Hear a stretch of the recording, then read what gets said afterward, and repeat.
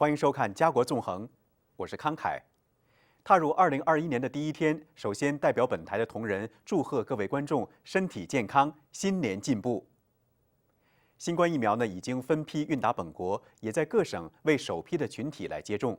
联邦祖裔部长吉尔伯特接受本台专访时指出，民众还需要一段时间来遵守抗疫的指引。他也谈到了正提出3项立法，详细的内容是什么呢？现在我们就一起来看早前的专访。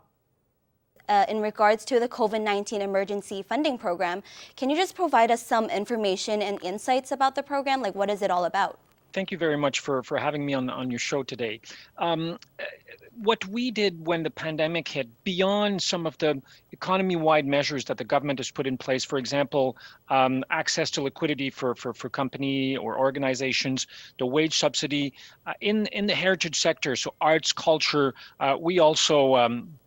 we also put in place a special emergency fund, and about of a $500 million emergency fund, and about 70 million of that $500 million was dedicated to ethnic media, to local broadcasters, community broadcasters, which we deployed very rapidly to these organizations across the country. Can you elaborate on where this funding exactly goes to? The funding is going to community newspaper, community magazines in different languages across the country, but also small broadcasters. So it could be local radio in different languages or TV stations as well.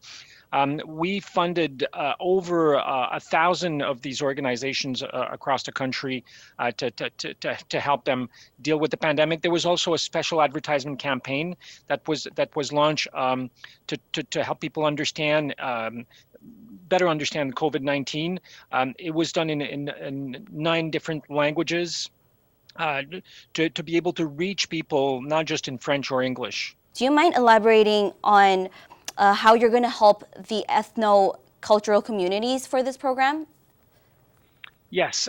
So one of the things we decided to do with the emergency funding is to set aside about 40% of that funding for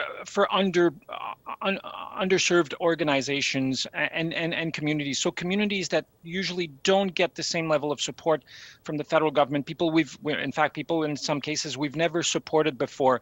So we made a deliberate effort to target those communities, those organizations. So 40% of 500 million is a lot of money that we dedicated to help these communities and organizations. Who is the most beneficial in this program? Well, really, we wanted to help support the arts and cultures organization, as well as small media broadcasters and small media newspapers across the country, because we understood that in many cases these small media, these small organizations benefit usually from advertisement. They have clients. People will pay to get access. With what was happening with COVID, it was very difficult for these organizations to cope, which is why the federal government decided to step in. Do we have a brief timeline on when this is going to start? Oh, actually, most of the money has already been allocated to organizations. We announced that program in the spring, and throughout the summertime, beginning of fall, the money was dispersed to organizations. Can we just have some information about the 3 different legislations that you're working on currently? Yes. So the Prime Minister has asked me to start putting in place regulations around online platforms. For a number of different reasons. On the cultural side of things, we feel that these platforms are not doing their fair share when it comes to supporting Canadian arts and culture. In different languages, different storytelling. So we're thinking about Netflix, Amazon Prime, even Spotify on music. And what we want to do is to ensure that Canadian broadcasters are investing in arts and culture in the country, but these online platforms are not. So that's a first piece of legislation, which has already been tabled about a month ago. on which we're working on. The second one is around hate speech, child pornography, incitement to violence or terrorism. We know, unfortunately, that there's a lot of this on these social media platforms, and right now there's very little regulations, either in Canada or really around the world, to deal with this. So, in collaboration with the Justice Minister, the Public Safety Minister, and the Innovation Minister, I'm working to prepare another piece of legislation which will be tabled early in the new year to deal with this. We've seen, for example, in light of COVID-19, increase in racism against Canadians of Asian origin, because people felt that because they were Asian, somehow they were responsible for the COVID. So there's a lot of disinformation, and we want to combat this. And the third piece of legislation I'm working on is around the media sector, and how the media sector is very affected by big online platforms like Facebook or Google, certainly through the fact that these platforms are taking more and more of the ad revenues that used to go to Canadian media. And we're working on another piece of legislation to help tackle that issue. So what's been happening over a little over a decade is that Facebook and Google have been getting more and more of the ad dollars that used to go to Canadian media, and so clients are going from Canadian media. They're buying their ads on Facebook and Google now. About 90% of those ad dollars have gone away from Canadian media and onto these platforms, which is creating a very difficult situation for Canadian medias, large, medium, and small ones.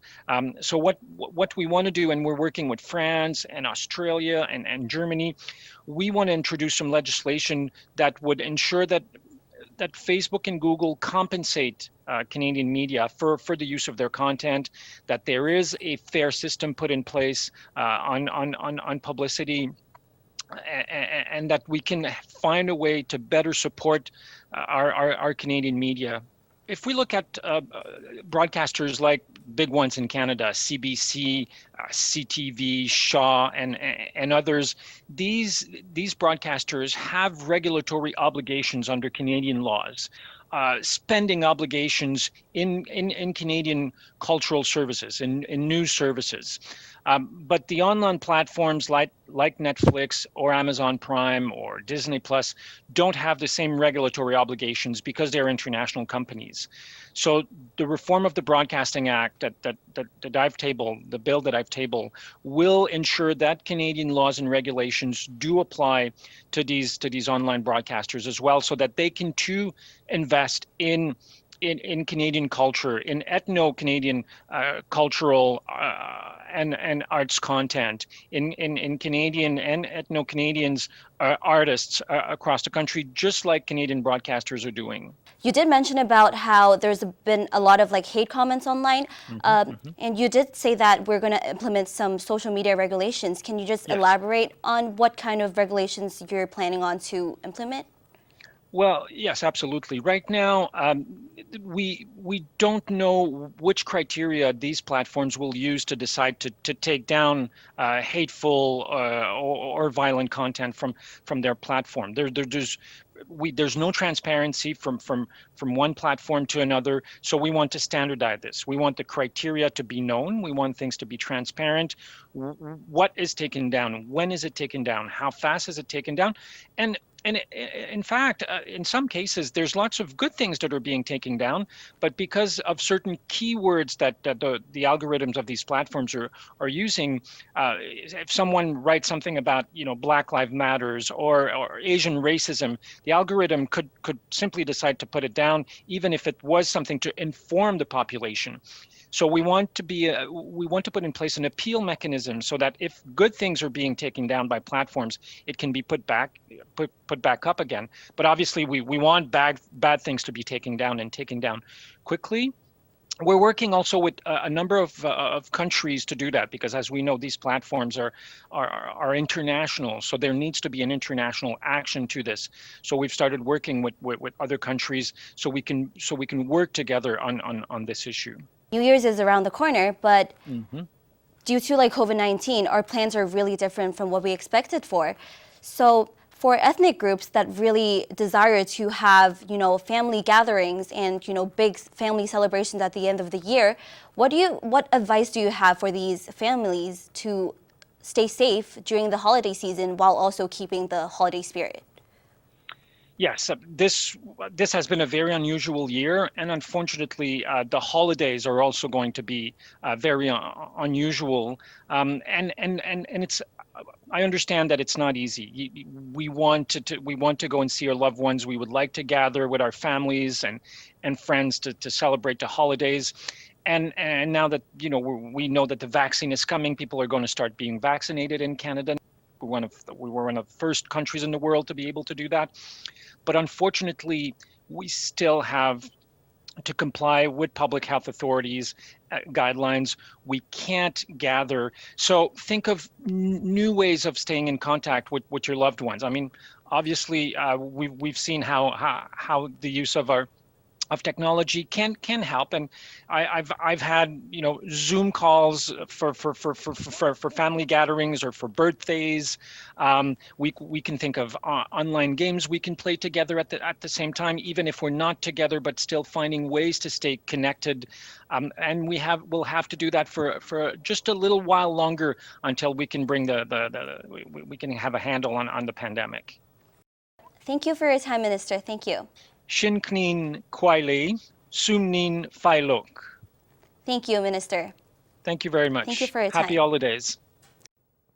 各位观众，如果想重温以上内容的话，可以到本台网站点击节目重温当中家国纵横的链接，就可以看到。今天呢是元旦，在节目结束之际呢，再次祝贺各位观众身体健康，新年进步。我是康凯，下期节目再会。